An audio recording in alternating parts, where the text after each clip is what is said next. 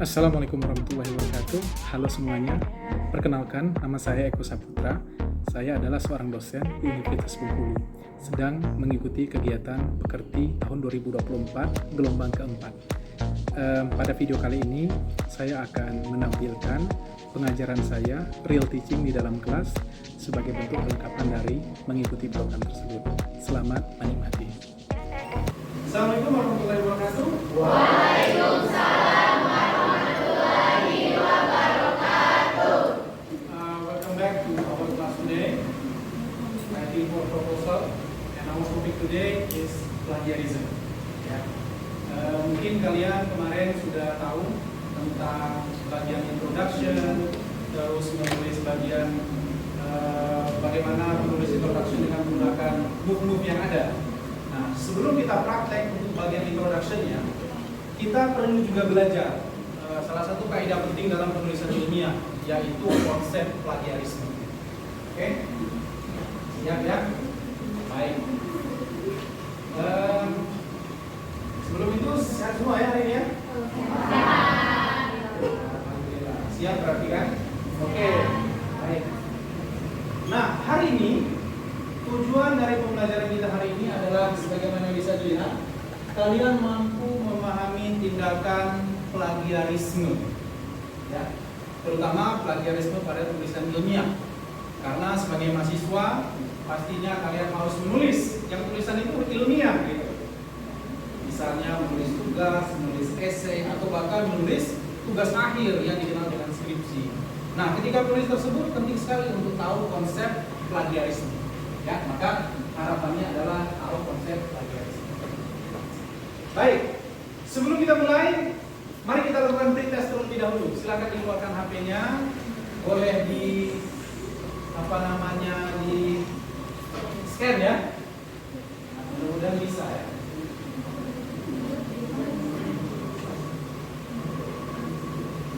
Saya atas sini tadi ya. Boleh di-note lagi gitu? Oke, baik. Sudah diisi berarti ya? Oke. Kalau sudah, kita lanjutkan. Nah, sebelum kita masuk ke materi kita, saya ingin memulai dengan sebuah pertanyaan. Ada nggak di sini yang pernah mendengar kata plagiarisme or plagiarism?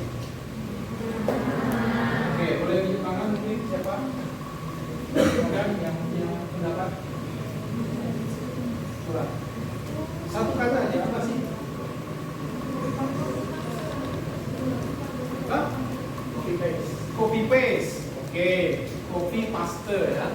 Salin, tempel. Oke, betul. Ada lagi yang lain? Tadi saya dengar dari sana apa? Meniru. Exactly. Mirip ya? Copy paste, salin, tempel, meniru. Yang lain terakhir mungkin. Ya apa? Mencuri. Iya, mencuri ide, dua kata. Oke. Jadi benar ya bahwa plagiarisme itu erat kaitannya dengan copy dan paste, meniru dan mencuri. Cuman copy paste yang seperti apa gitu? Kalau tadi udah mulai tadi kan muncul mencuri ide atau meniru ide. Apakah tidak boleh mencuri ide dan meniru ide seperti itu kan? Kan belum tentu kan? Nah, coba direnungkan gitu loh. Boleh nggak mencuri ide atau meniru ide? Meniru kali ya, kalau mencuri.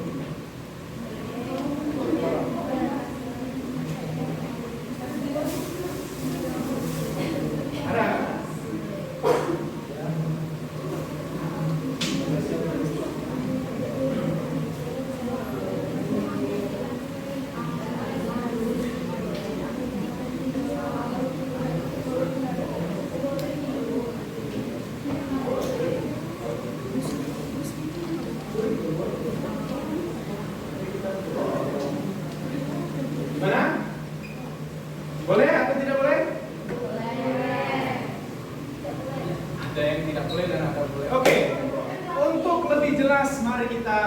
Materinya saja ya, supaya nanti dapat penjelasannya.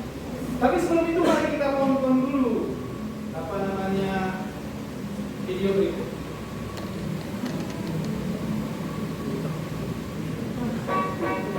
Introducing the English test designed for you. Convenient, fast, affordable. Hi, boys and girls. Today I'm here to talk to you about something called plagiarism. What is plagiarism, you say? Let me tell you.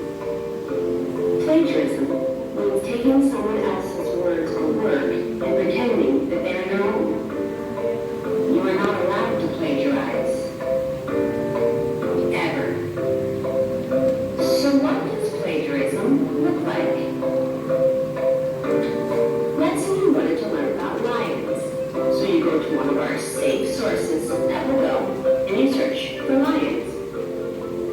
All of the information on this site was written by the experts at Go who know a lot about lions.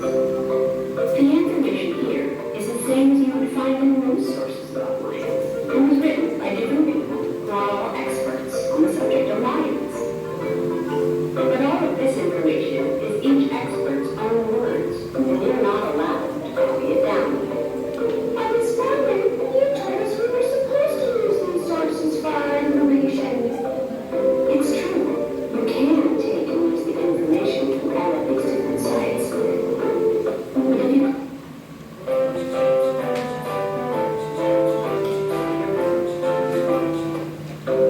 Hi, boys and girls. Today, ever. So what does plagiarism look like? Let's say you wanted to learn about lions. So you go to one of our safe sources at Go and you search for lions. All of the information on this site was written by the experts at Go who know a lot about lions. The information here is the same as you would find in most sources about lions. It was written by different people who are all experts on the subject of lions. But all of this information is each expert's own words, and you're not allowed to copy it down. I was wondering, you told us we were supposed to use these sources for our information. It's true. You can take and use the information from all of these different sites. But if you copy down the exact words that someone else has written and share it with others, you're stealing their ideas. That's plagiarism, and it can get you into big trouble.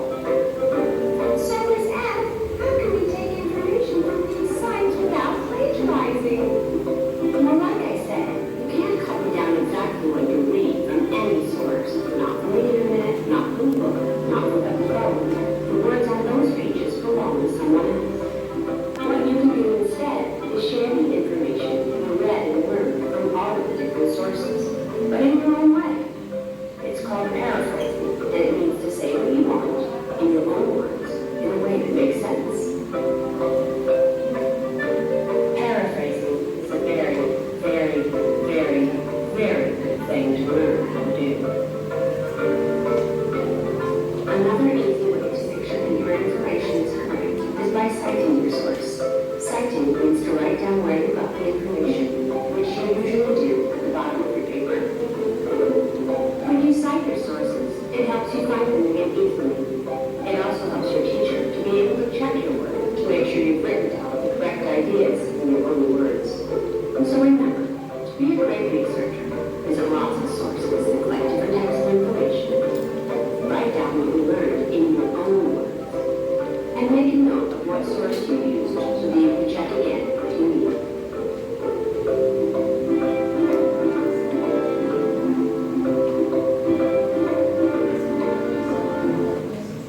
Oke ya. Baik. Dari video yang kita tonton tadi, apa dua hal penting yang bisa kita dapat? Berkaitan tentang plagiarisme. Yang pertama, bolehkah plagiarisme kata videonya tadi? Terus kalau misalnya kita mau menggunakan sumber lain, apa yang harus kita lakukan? Parafrase. Ada yang tahu parafrase apa? Ya apa? Mengubah kalimatnya sesuai dengan kalimat kita sendiri. Sehingga kata-kata tersebut menjadi kata-kata kita, bukan punya orang tersebut, ya kan? Nah, tapi kan idenya masih sama. Maka masuk ke poin kedua tadi. Jika idenya sama, apa yang kita lakukan setelah kita parafrasa? Mencantumkan yang disebut dengan sitasi. Jadi kata-katanya kata-kata kita, karena idenya itu punya source aslinya atau milik orang lain, maka yang kita lakukan adalah meng-acknowledge, ya kan? Memberikan kredit terhadap orang tersebut. Maka tidak ada pencurian di situ kan? Ya. Nah, untuk lebih jelasnya bisa kita lihat di sini. Ini adalah definisi ya dari plagiarism atau act of plagiarism. Ini sudah ada definisi dari Universitas Melbourne, dari Harvard, dari Oxford, dan juga dari Merriam-Webster. Ya, boleh dilihat yang pertama.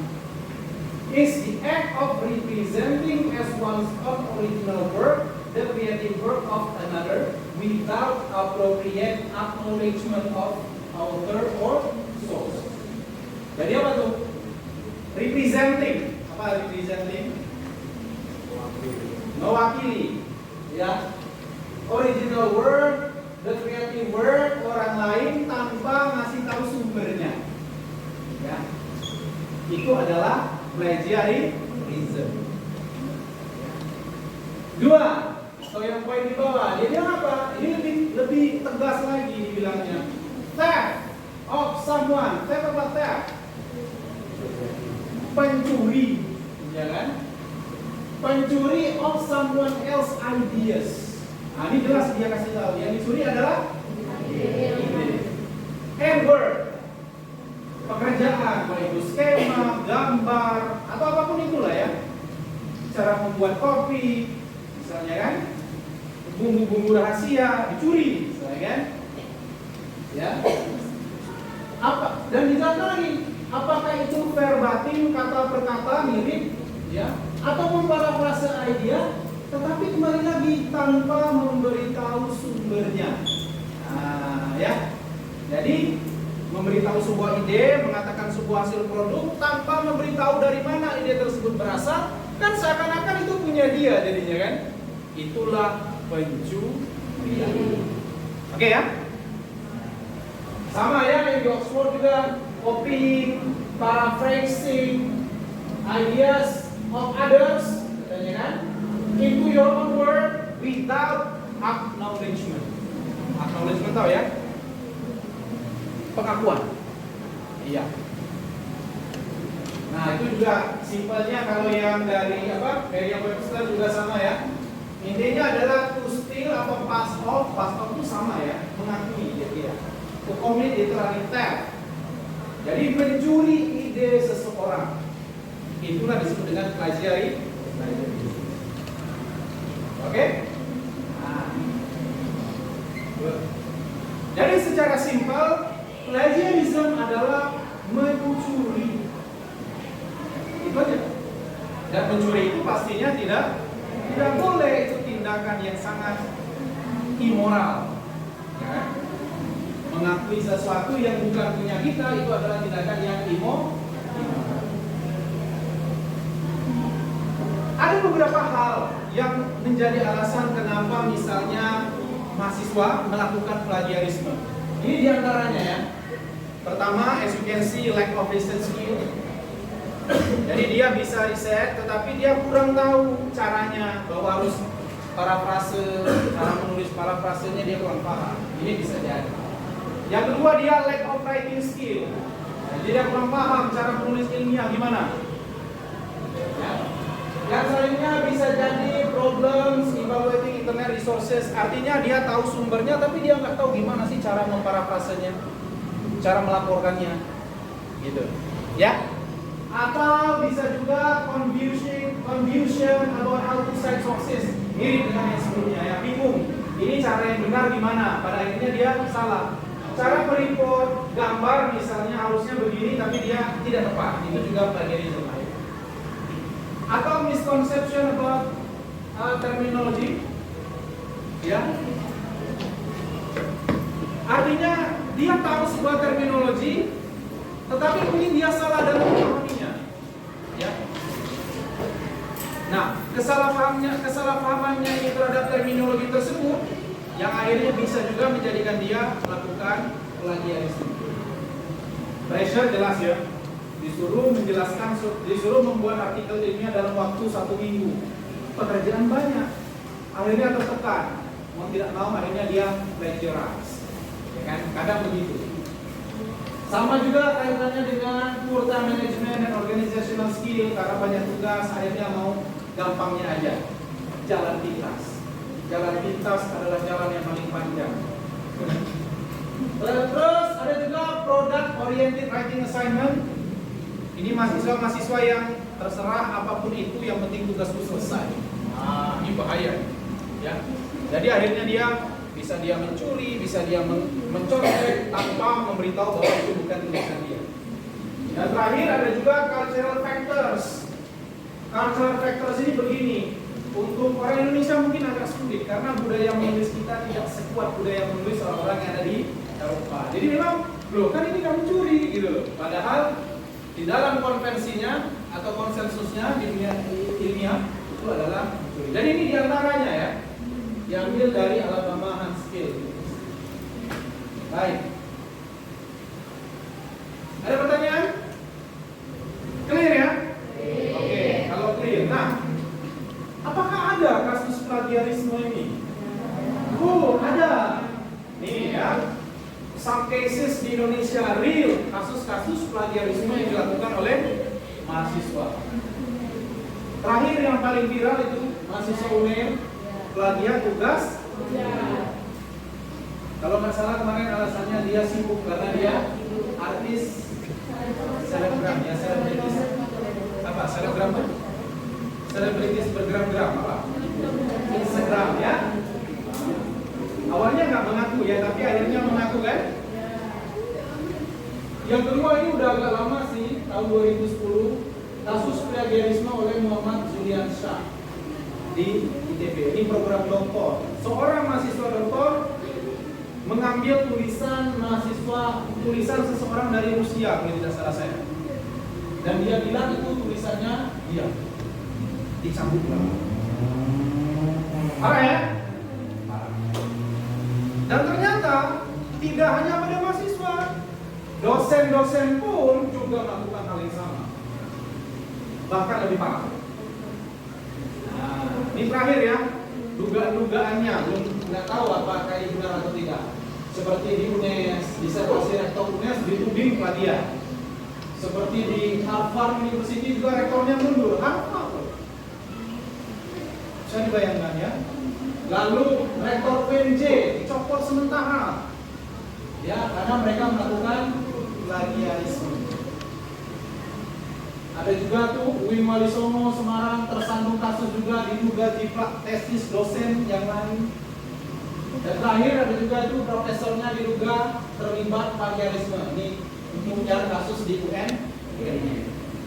Walaupun ada beberapa kasus ini selesai, kalau tidak salah dikatakan dia tidak melakukan plagiarisme karena dia memplagiarisme tulisan dia yang tahun dulu pernah terbit. Cuman secara moral ini tidak boleh sebenarnya. Tetapi karena waktu itu belum ada aturannya, jadi dia masih dimaafkan. Ada beberapa. Cuma intinya adalah ini menunjukkan betapa plagiarisme ini adalah isu yang sangat sentral di Indonesia. Apalagi kita sekarang mulai kan ikut ke dunia perisetan, orang-orang Indonesia mulai publikasi dan mulai naik. Akhirnya dengan tuntutan yang begitu berat, besar, maka beberapa mengambil jalan bukan hanya mahasiswa, tetapi juga dosennya, rektornya, ya. Sangat didikan ya sebenarnya. Sebenarnya untuk menghindari plagiarisme itu sudah ada yang namanya aturan atau style menulis yang mungkin kalian pernah dengar juga. Jadi ada yang paling terkenal itu 5 style menulis ilmiah. Ketika kita mau memparafrase tadi ada 5 style sebenarnya. Yang pertama apa? Ini American Psychological Association.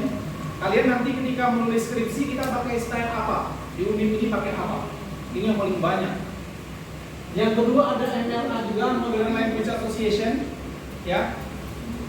Nah, lalu ada CMOS ya, Chicago Manual of Style. Ada IEEE, ini biasanya orang engineering. Nah, ya. Lalu ada juga AMA, American Medical Association. Ini orang-orang medis. Ya. Dan kalau kalian di farmasi ini dia kalau tidak MLA biasanya dia di AMA. Nah, cuman kalau di UNIF kita masih pakai apa? Ya. Yang mana yang lebih bagus? Yang nggak ada, karena ini adalah persetujuan para periset di bidang ilmunya masing-masing. Nah, jadi begitu. Paham ya? Oke, jadi sudah harus belajar tentang apa dan apa.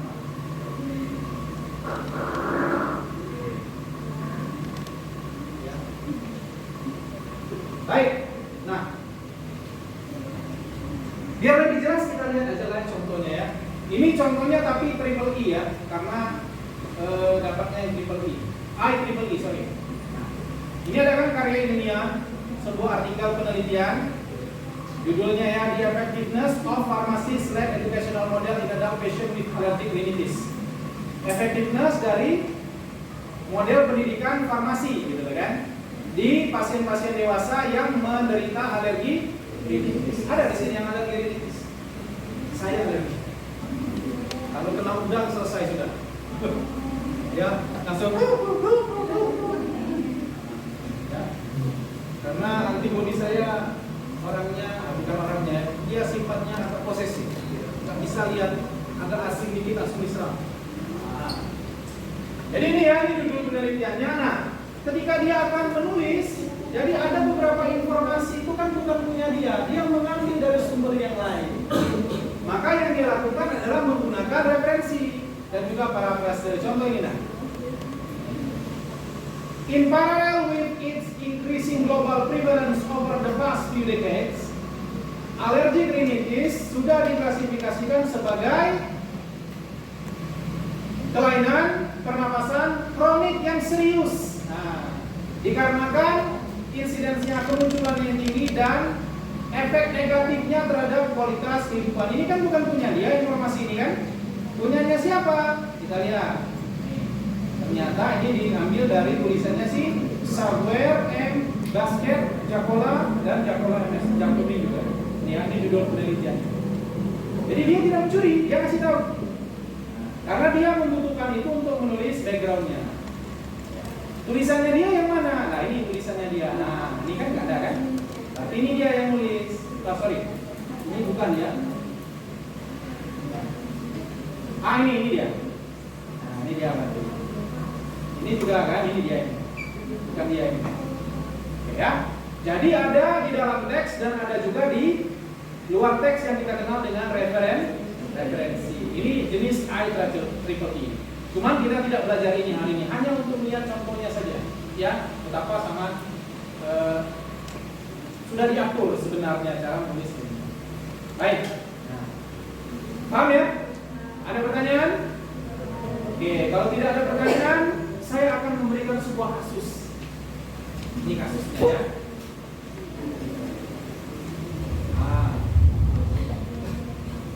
Ya, nanti kita baca dulu kasusnya. Rektor pencuri akademik. Beberapa rektor universitas ternama telah dituduh melakukan plagiarisme atau pencurian ide tadi ya. Oke. Dalam disertasinya yang diajukan sebagai bagian persyaratan untuk gelar doktor. Disertasi itu kalau kalian skripsi, kalau doktor itu disertasi. Oke? Penelitian yang dilakukan oleh pihak universitas menemukan bahwa sejumlah besar isi atau konten dari disertasi tersebut menunjukkan kesamaan yang mencurigakan, ya, dengan karya akademik yang telah dipublikasikan sebelumnya dan tidak ada referensinya. Jadi seakan-akan itu punya dia, tapi curiga nih, jangan bukan punya dia, karena mirip sekali. Setelah dilakukan penyelidikan, terbukti bahwa rektor-rektor tersebut menyalin secara langsung memodifikasi dengan sangat sedikit perubahan teksnya. Jadi banyaklah source-nya itu sendiri daripada tulisan dia. Ya.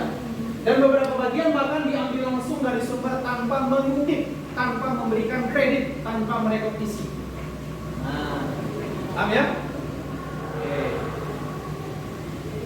Dalam sistem akademik yang menghargai kejujuran intelektual, Dan integritas, tindakan plagiarisme ini dianggap pelanggaran yang serius karena ini bertentangan dengan kode etik akademik. Oke? Nah, harusnya dia jadi teladan, malah dia seperti ini. Namun tindakan yang melanggar etika dan kecurangan intelektual mengakibatkan hilangnya kepercayaan masyarakat terhadap universitas sebagai institusi pendidikan. Ini terjadi di dunia nyata, kan? Lalu apa yang akan kita lakukan pada hari ini? Kita ini dulu ya. Yang akan kita pada hari ini adalah saya ingin kalian membuat grup. Oke? Satu grup terdiri dari 8 orang. Paham ya? Satu grup terdiri dari 8 orang. Yang di grup itu nanti tolong didiskusikan kasus tersebut. Nah, apa diskusinya? Ini. Ya. Tapi kita kesini dulu. Terdiri 8 orang, gender fair ya, artinya kalau terlalu sedikit, dia nggak boleh perempuan semua, nggak boleh laki-laki semua, harus bercampur, ya, harus variasi supaya idenya bisa di-generalize, bukan ide hanya satu jenis gender saja. Paham ya?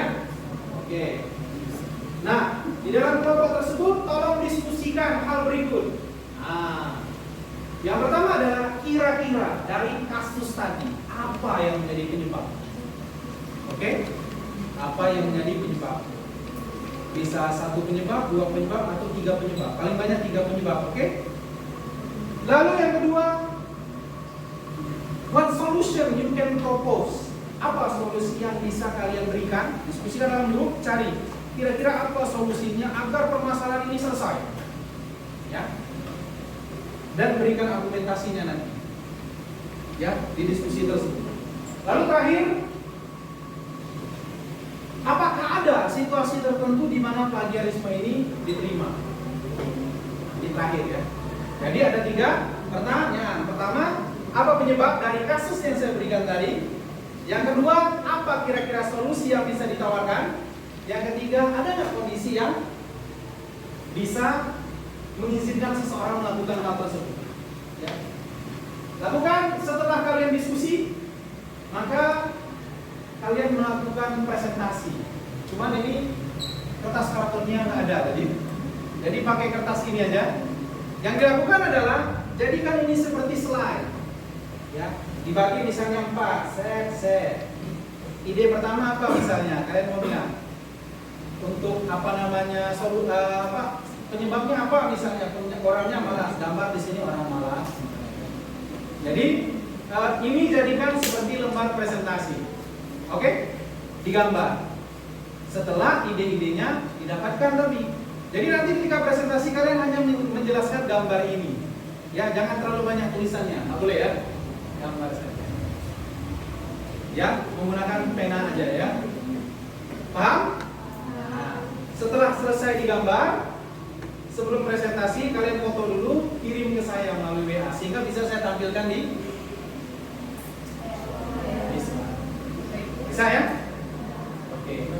Berapa orang ini? 40 ya? 40 kita gimana ya biar cepat? Satu kelompok 1 cowok. Ada 8 ya? Oke. Berarti lengkap ya, datang semua. 7 berarti ya. 7 orang.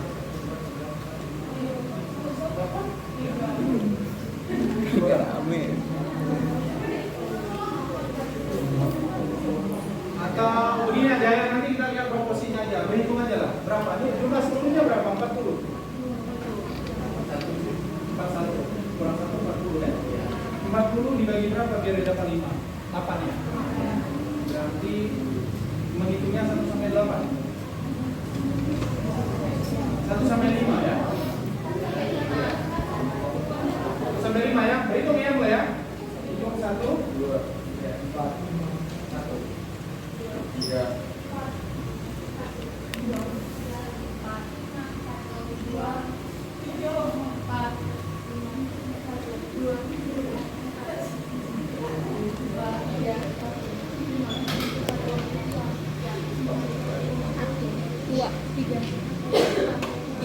Oke.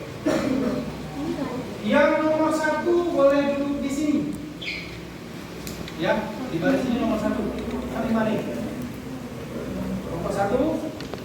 Ini yang kelompok 2, kelompok 3, kelompok 4. 1.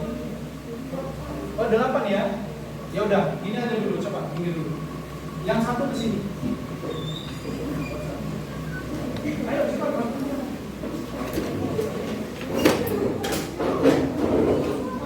Silakan. Ya, 1 sudah. 2 di sini. 2. Yang nomor 2 di sini kan? Nomor 2. Kursinya silakan diatur, boleh ikut lingkaran boleh ya. 2 di sini. Sudah. Boleh di sini. Jangan. Baik, lingkarannya 3. Ini 3.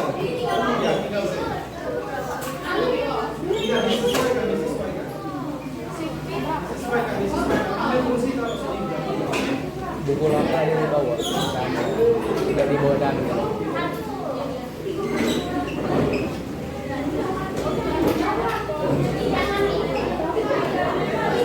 Simpan ya. 4, 5, 6, 7, 8.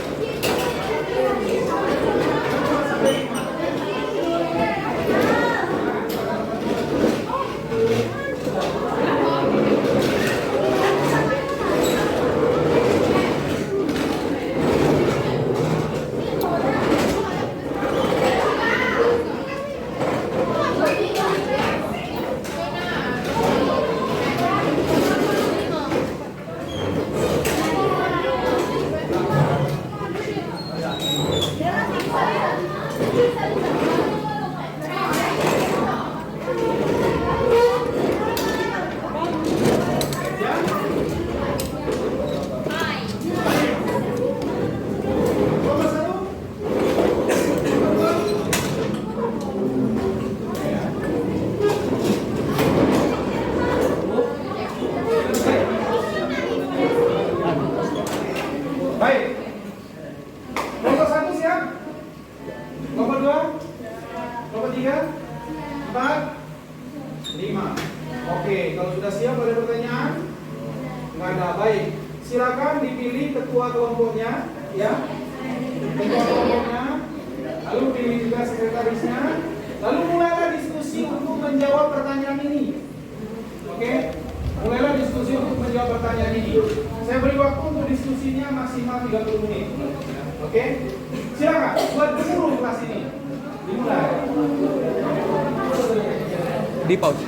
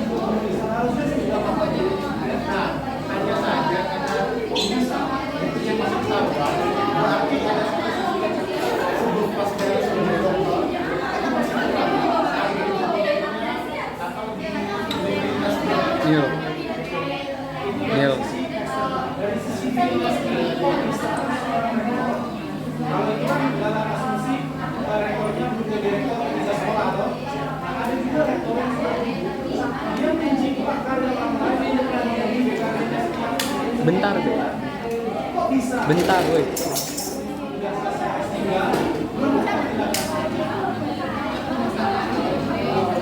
Kenapa kira-kira? Ada kan? Apa?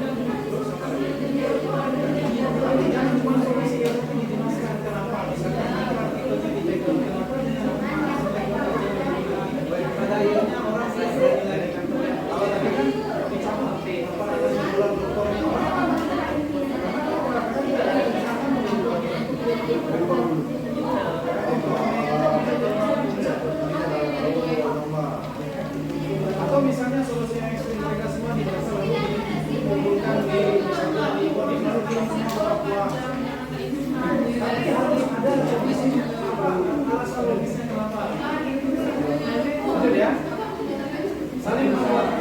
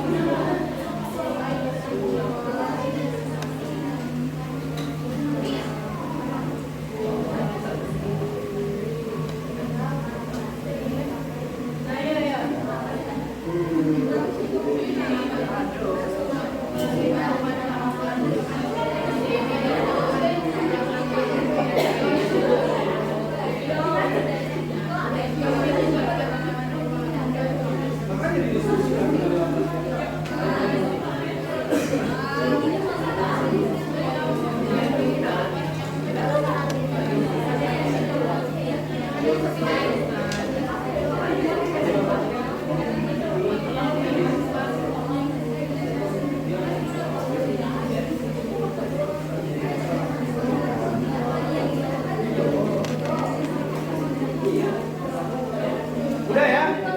Silakan sekarang dibuat di lembar tadi untuk presentasinya. Ya, gambarnya aja, silakan.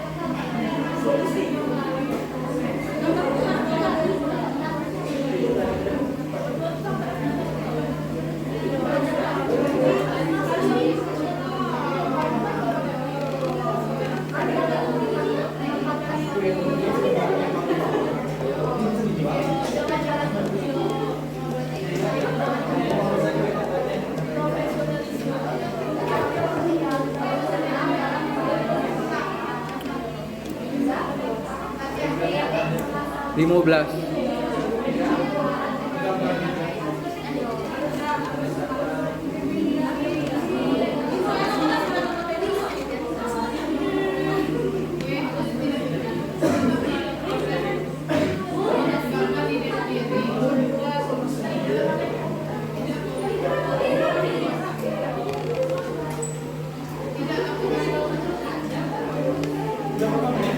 Enam belas menit, Pak.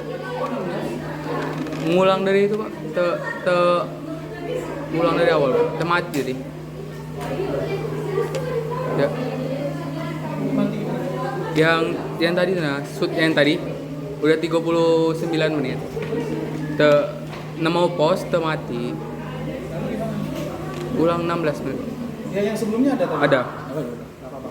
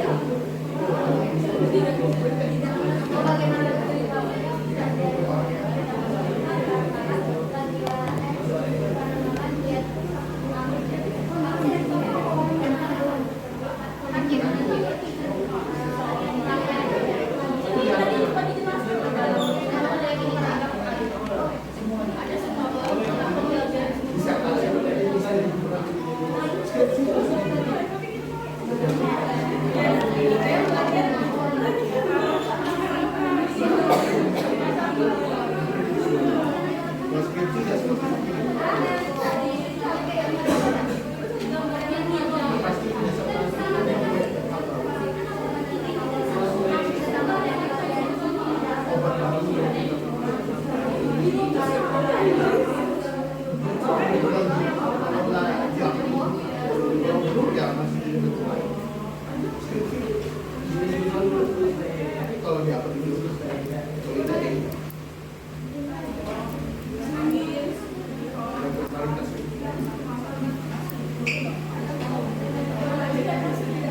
saya tambah ya 5 menit terakhir ya, 5 menit. 14.20 gambarnya udah selesai kita presentasi ya.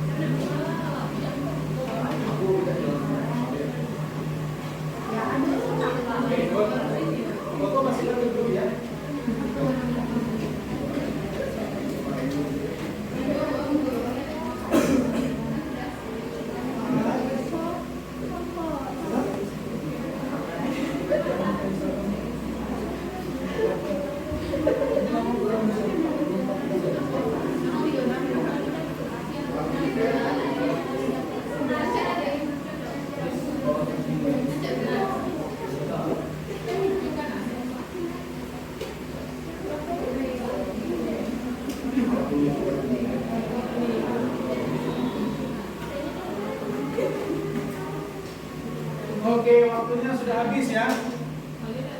Ya. Sekarang silakan dibuat bangkunya kayak tadi, normal. Silakan buat bangkunya normal. Bangkunya normal.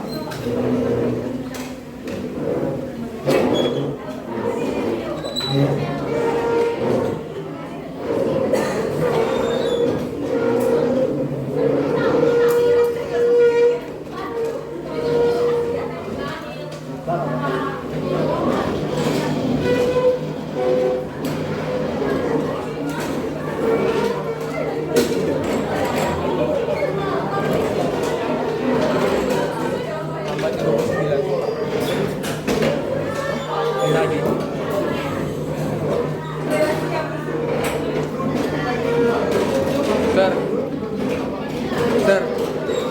Sir, pindah dah kamera. Oke, sudah kembali ke posisinya masing-masing. Terima kasih sudah berdiskusi. Nah, sekarang waktunya untuk melakukan presentasi. Baik, mungkin kita langsung aja kali ya. Tadi yang duluan kelompok 4 ya selesai. Silakan. Jadi gini ya, yang maju tidak perlu semuanya ya. Yang maju hanya 2 orang saja. Ya. Nanti mempresentasikan pendapat dari grup tersebut. Nah, grup yang lain mendengarkan dan memberikan komentar setelah presentasi tersebut. Oke? Bertanya boleh, interupsi nggak boleh. Oke? Dan waktu presentasinya maksimal hanya 10 menit maksimal, oke? Jadi jangan lebih, nanti malah setengah jam. Besok kita kembali. Paham ya? Oke, silakan. Tempat kirimkan dulu gambarnya. Ke grup ya. Kekipan sakit.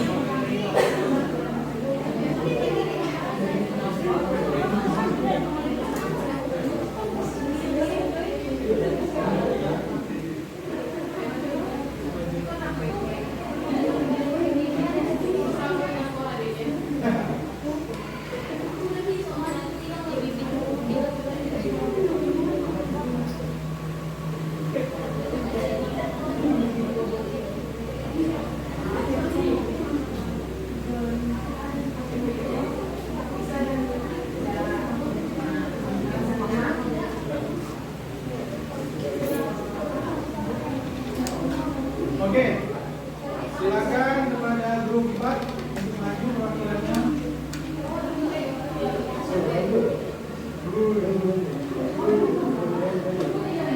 Oke, silakan. Maju. Ya, berdua. Ayo, silakan. Ketua sama sekretaris.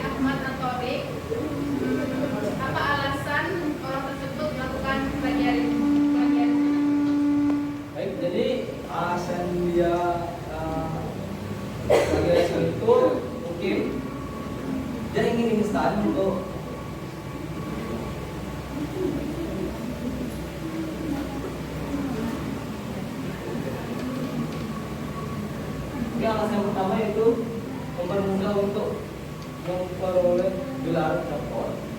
Yang kedua mungkin kurang ide dan malas mengembangkan ide. Yang ketiga mencuri ide orang lain agar dipandang dan dipuji. Kemudian yang kedua itu apa solusi yang diberikan terhadap orang tersebut. Jadi kita dapat mencantumkan sumber pada kutipan yang kita diambil dan referensinya seperti yang ada pada gambar. Kemudian melakukan parafrase.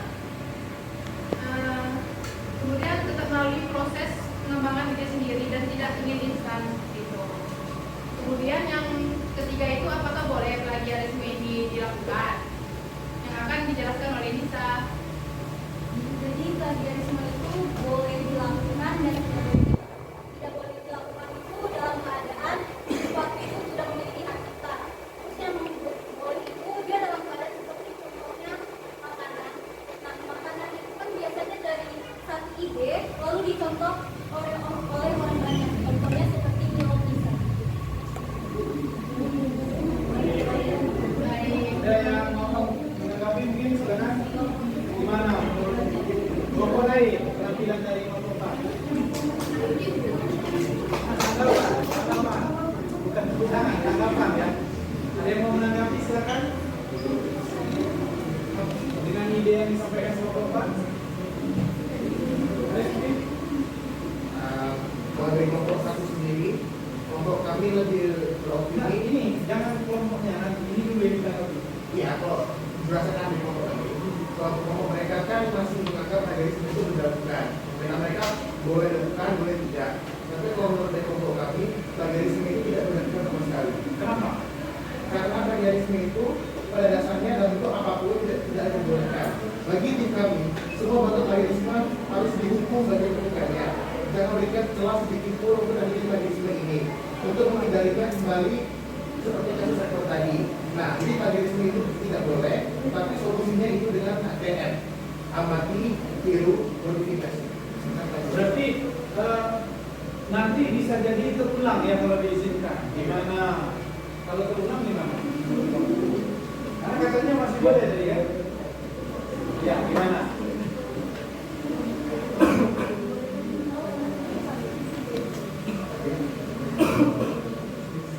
Anggapannya apa?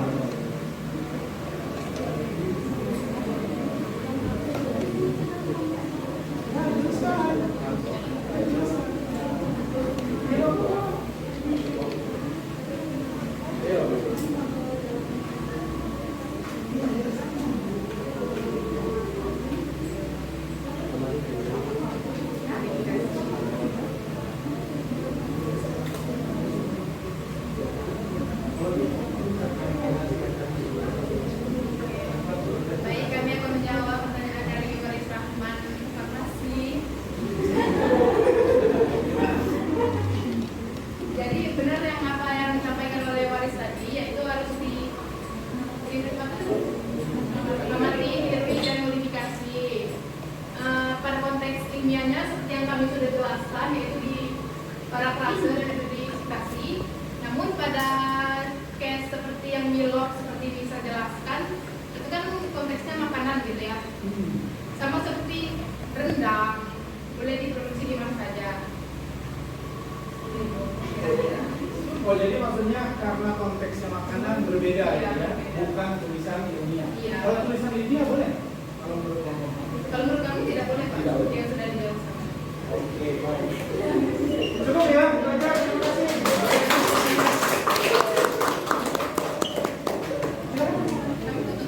Boleh. Baiklah, ini dari presentasi kami. Assalamualaikum warahmatullahi wabarakatuh. Tujuh satu kelompok lain. Kelompok 3. Oke, silakan kelompok 3. Maju.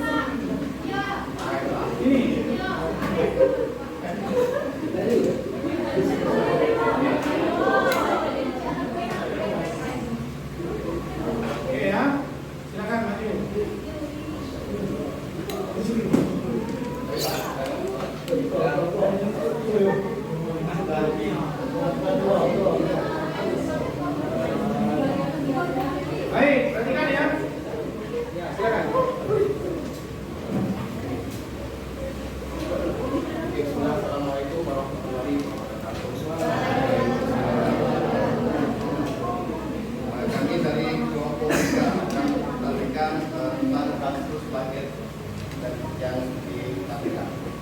Itu soal tertentu apa penyebab dari kasus tersebut. Yang pertama, malas atau sibuk setelah menjadi rektor. Yang kedua, ambis yang berlebihan kurang tersadari hingga mengambil jalan pintas. Panjang tadi jawab.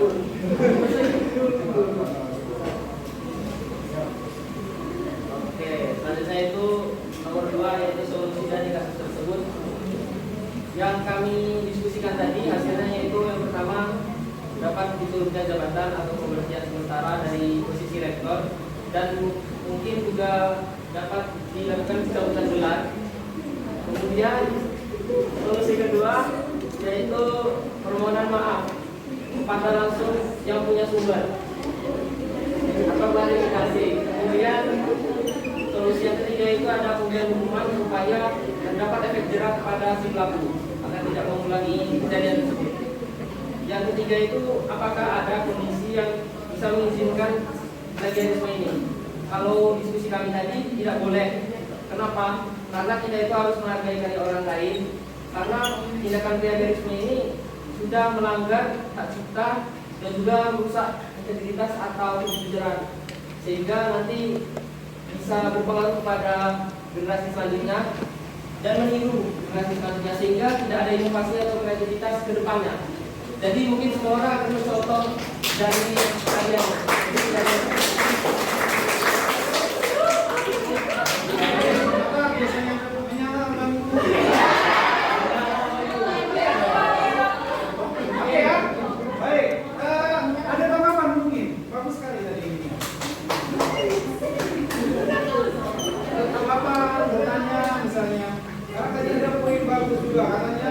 Dicabut dan dicopot jabatan. Ada yang mau bertanya mungkin tentang hal itu? Silakan. Ya boleh, sudah mau ya. Boleh, silakan. Kan tadi solusinya juga dicabut atau diturunkan dari jabatan. Betul. Terus kalau misalnya dia udah dicopot dan diturunkan dari jabatannya, apakah mungkin dia tidak akan mengulangi plagiarisme itu? Nah, bagaimana? Ketika dia sudah dicopot dan dicabut dari jabatannya, apakah sebesar itu tekanan sehingga dia tidak akan melakukan itu lagi?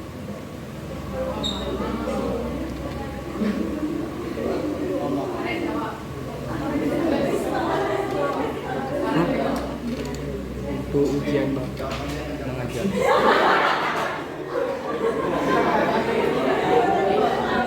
Untuk pencabutan tadi, ini mungkin bagi dia juga untuk bagi kita sebagai kalau kita merasakan juga itu kejadian yang besar. Juga berpengaruh sepertinya untuk diri dia sendiri, untuk orang lain. Jadi pasti akan memberikan efek jerak. Paling tidak takut ya, karena malu juga mungkin kan. Karena tadi terakhir katanya apa? Disuruh meminta maaf. Iya, di depan publik. Boleh dimasukkan ke penjara nggak kira-kira? Mungkin kalau ada hukuman di suatu negara Bisa ya. Oke. Yang lain setuju nggak kalau seorang rektor atau dosen melakukan plagiarisme dan terbukti itu sengaja misalnya ya? Kalau tidak sengaja kan ya mungkin ada keringanan. Perlu kita masukkan ke dalam penjara? Perlu. Perlu ya? Oke, baik. Tentu saja mungkin ya. Terima kasih. Silakan ditutup. Baiklah dari nomor 3 lagi mohon maaf. Assalamualaikum warahmatullahi wabarakatuh.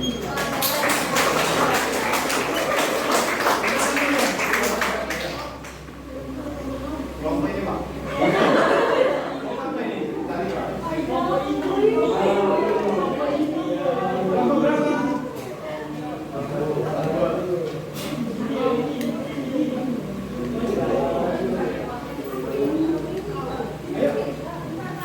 Kelompok 2 ya. Kelompok 2 yang mana nih gambarnya ini? Dari kirim belum?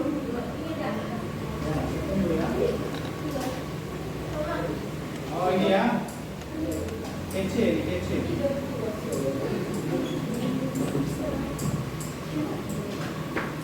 Boleh maju?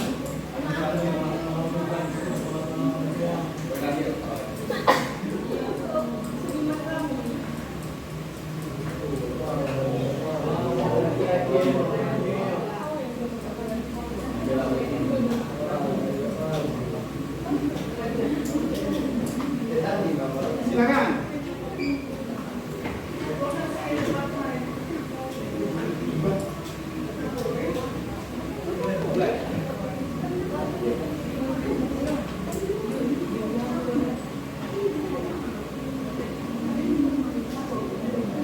Assalamualaikum warahmatullahi wabarakatuh.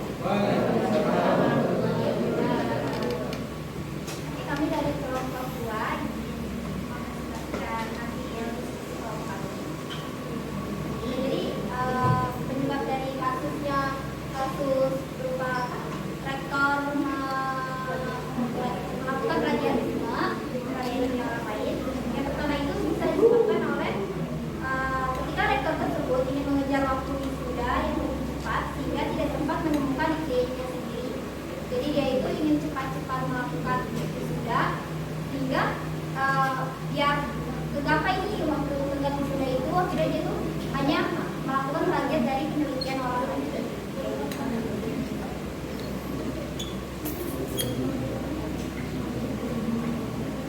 Terus yang kedua menurut kami ini ada dari faktor eksternal.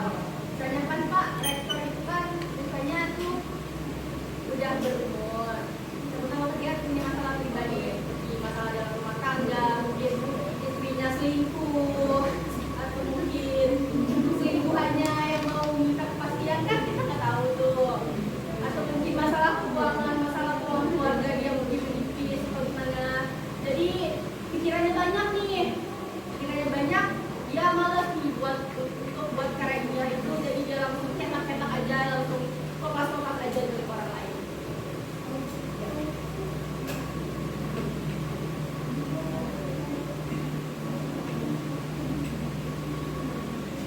Terus yang mungkin penyebab yang nomor 3 itu mungkin si rektor tersebut kami menyimpulkan itu kurangnya basket riset pada lingkungan tempat tinggalnya dan tinggal. Jadi misalkan rektor tersebut ingin melakukan penelitian ini, tapi mungkin tempatnya itu nggak ada dan sesuai dengan apa yang dia inginkan, maka dia langsung ambil ke punya orang lain. Nah, untuk solusi dari penyebab plagiarisme untuk kasus yang pertama, solusi dari kami yaitu harus rektor tersebut tuh harus dapat mengatur waktu sesuai dengan kemampuan dirinya sehingga dapat lebih mempersiapkan dalam menargetkan sesuatu. Jadi menargetkan kapan dia wisuda. Kasus yang kasus yang eksternal tadi, kita harus menurut kelompok 2 atau kita harus profesional Pak, karena kan dia kan udah punya pengalaman yang banyak tuh dalam mengerjakan disertasi tersebut, sehingga masalah-masalah eksternal seperti masalah rumah tangga tadi tidak dapat dicampur adukan dengan masalah plagiarisme.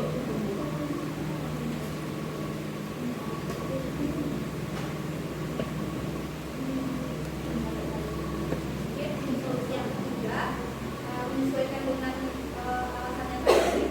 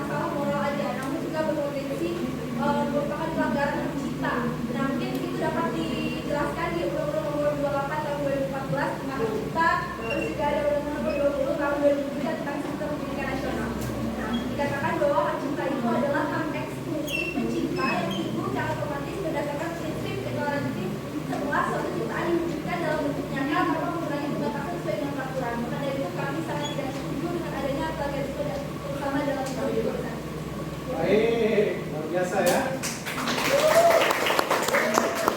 Ada tanggapan? Ini ada tadi poin yang sangat menarik, faktor eksternal. Nah, boleh mungkin jika ada pertanyaan tentang faktor eksternal. Ada yang punya pertanyaan mungkin?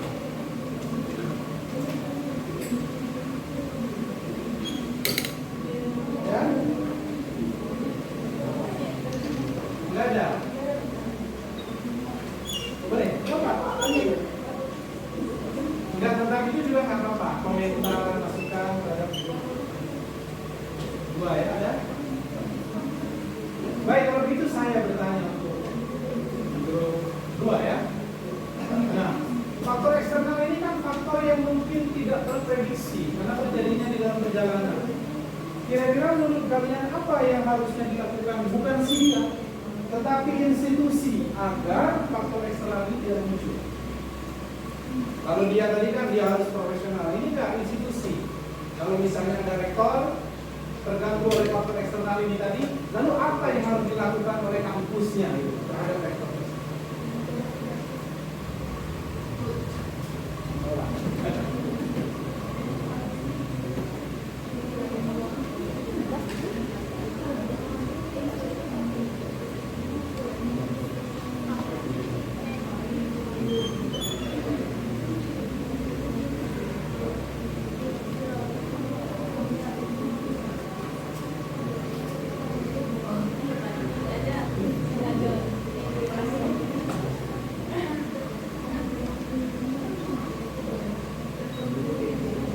Yang lain juga kalau ada pendapat boleh.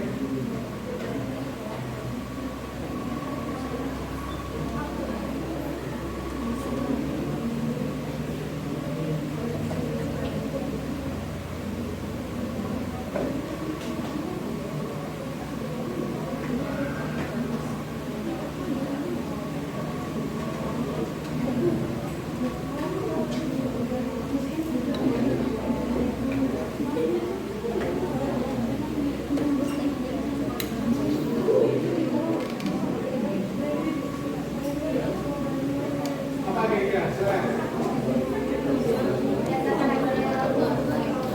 Suaranya. Menurut kami untuk mengatasi faktor eksternal pada laptop yang dilakukan itu bisa memberikan waktu libur sementara untuk rektor tersebut. Namun pada kenyataannya memberikan waktu libur kepada rektor ketika dia memiliki kasus eksternal, kasus pribadi itu agak sulit Pak, soalnya kan itu jadinya tuh profesionalita rektor ya. Terus gimana tuh? Apakah dihentikan atau gimana? Diberikan? Peringatan SP ya, surat peringatan.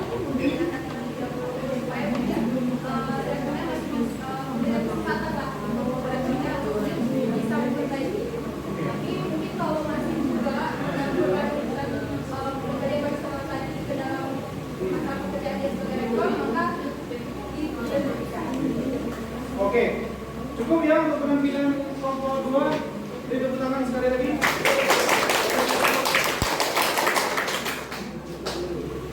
Sekian presentasi dari kelompok kami, Wabillahi Taufiq wal Hidayah.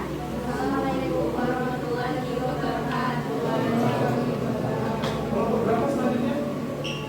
Kelompok Laris. Kelompok berapa itu? Satu ya.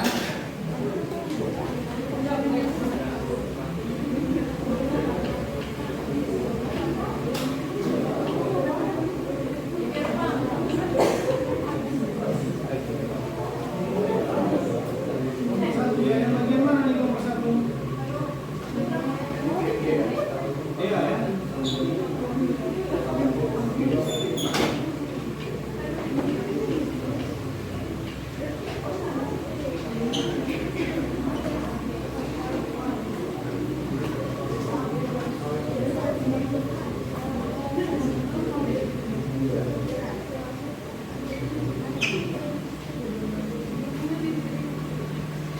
Oke, silakan. Baiklah, kami mulai presentasi kami dengan mengucapkan mengucapkan Assalamualaikum warahmatullahi wabarakatuh.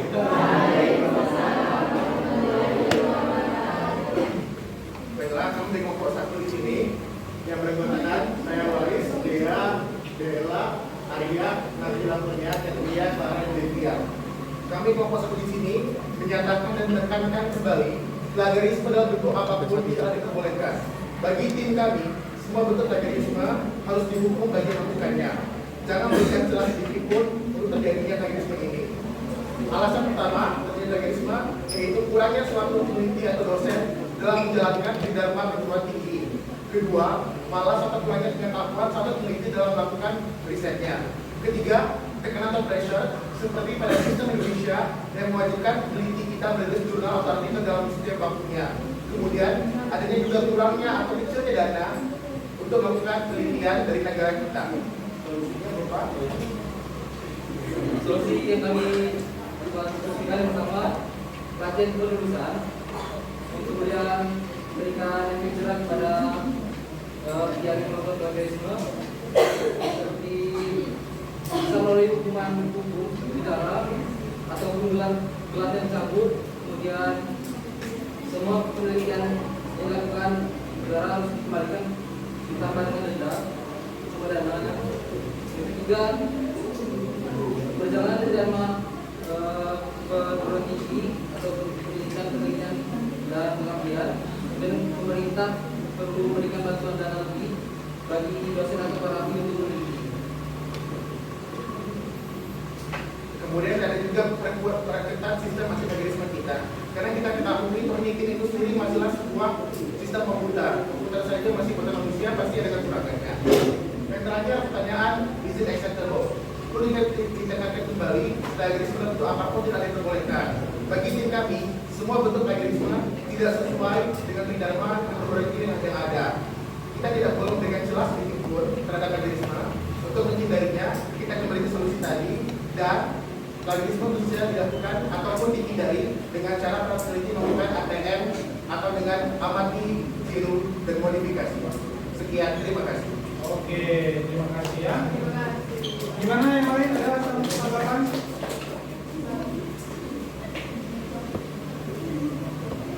Terhadap kelompok Waris? Pertanyaan mungkin?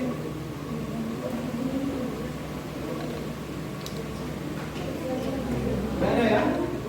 Masa ada sih? Pertanyaan?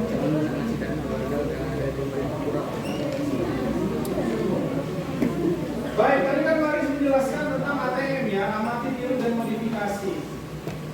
Kan nggak boleh nih sebenarnya. Apa yang menjadikan dia boleh ketika sesuatu diamati, ditiru, dan dimodifikasi? Ibarat kata kita ambil kompositornya lagu, Pak. Kan di dunia ini cuma ada 7 not, do, re, mi, fa, sol, la, si, do. Lagu itu sendiri susunan dari 7 not itu, tapi dimodifikasi dengan urutan yang berbeda. Begitu pula penelitian dalam dosen itu. Di dosen itu kalau membuat suatu penelitian, terus dimodifikasi agar terbentuk sebuah hal yang baru atau lagu yang baru. Berarti penelitiannya yang di-extend ya? Ya. Tapi tetap harus bagian-bagian yang memang sudah ditemukan oleh peneliti sebelumnya dan dipakai prinsip tersebut tetap harus dilaporkan, direkognisi. Misal mau buat lagu, jangan lagu lah, buat mesin. Ya kan, yang di-extend misalnya di bagian combustionnya. Ya kan ada bagian lain selain ruang pembakaran. Yang bagian lain itu kalau tidak di-extend maka harus direkognisi bahwa itu hasil penelitian dari penelitian. Ya, oke, terima kasih. Mengucapkan Assalamualaikum warahmatullahi wabarakatuh.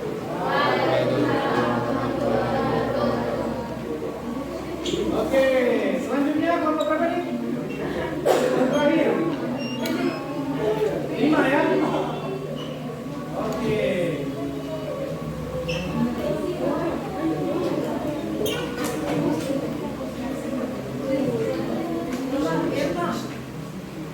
Baik, silakan maju kelompok 5.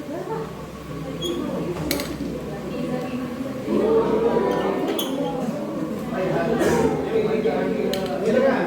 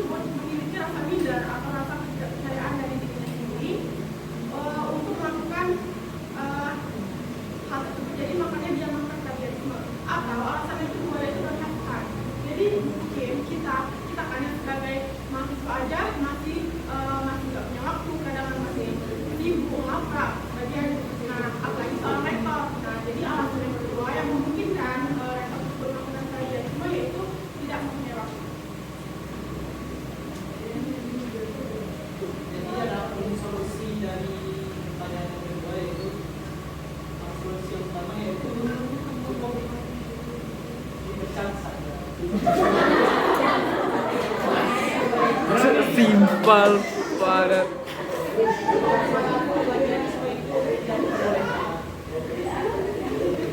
Yang kedua juga bisa biar makin bisa lebih cerah, kita bisa memberikan tindak-tindakan terhadap sektor tersebut. Sejarah ya.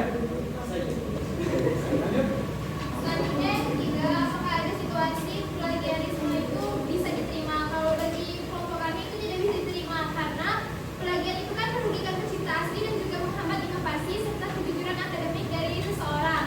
Nah, plagiarisme itu juga tidak boleh dilakukan karena mencuri ide ataupun karya dari orang lain tanpa memberikan penghargaan ataupun kredit dari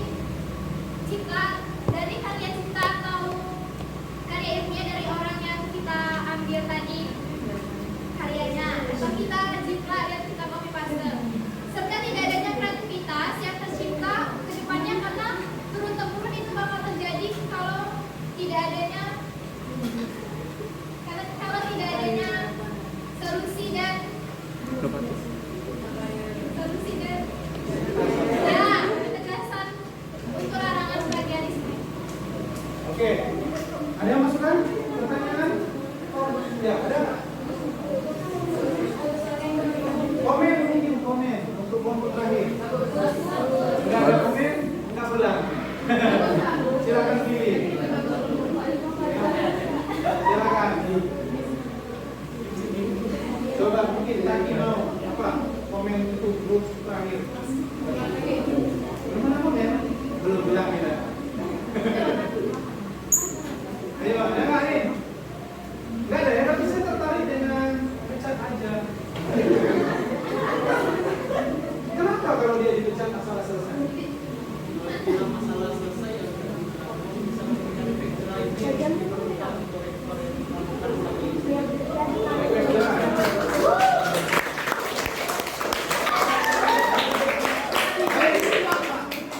Berhubung waktu juga ya, maka kita cukupkan. Terima kasih untuk kelompok apa tadi?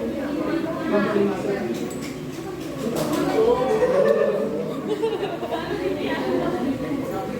Sekian presentasi dari kami. Apabila ada kesalahan, mohon maaf. Assalamualaikum warahmatullahi wabarakatuh. Waalaikumsalam. Oke. Baik. Terima kasih kepada seluruh kelompok yang sudah maju dan juga yang telah memberikan respon ya, bahwa sudah kita pelajari hari ini apa itu plagiarisme, apa dampaknya juga sudah tahu. Tadi dampaknya adalah apa tadi? Terhambat inovasi. Lalu siapa yang dirugikan?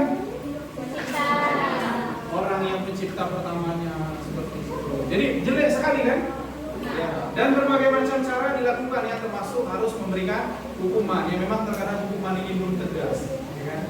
Nah makanya dan juga kita simpulkan bahwa dalam penulisan apa dalam penulisan yang tadi? Tidak mampu. Bukan boleh nggak plagiarisme tadi? Ternyata tidak. Oke ya, itu adalah hasil diskusi kalian, itu adalah hasil kesimpulan kalian dan itu benar ya.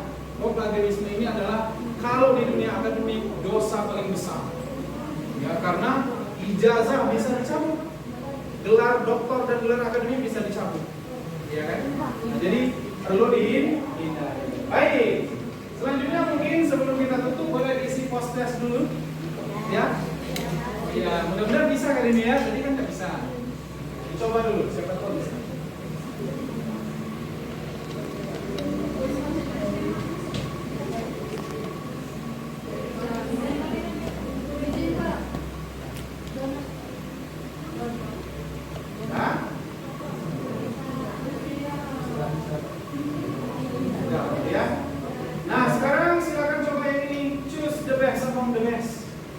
Pilih oleh kalian kelompok tadi yang menurut kalian terbaik penampilannya. Tapi tidak boleh memilih kelompok Zahaki.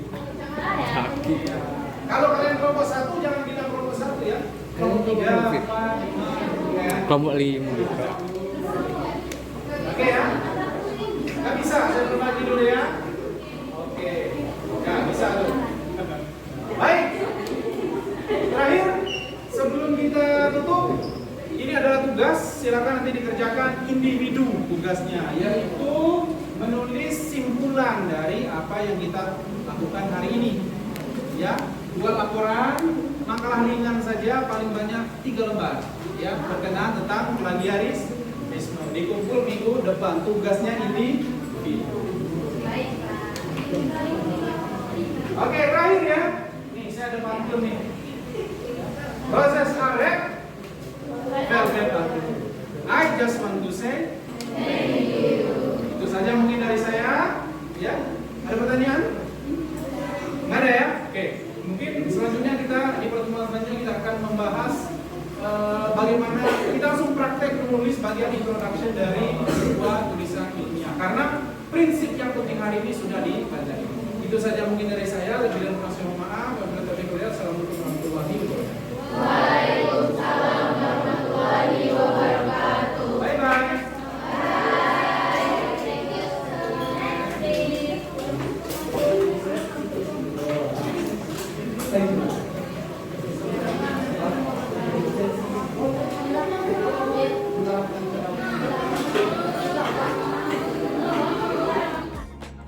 Itulah tadi pengajaran yang telah saya tampilkan di dalam video ini. Saya ucapkan terima kasih untuk semua yang telah menonton dari awal hingga akhir. Dan juga terima kasih kepada Panitia Pekerti 2024 yang telah mencurahkan segenap tenaganya untuk kami semua sehingga bisa mengikuti kegiatan ini dengan baik. Sampai jumpa di lain kesempatan. Bye-bye. Assalamualaikum warahmatullahi wabarakatuh.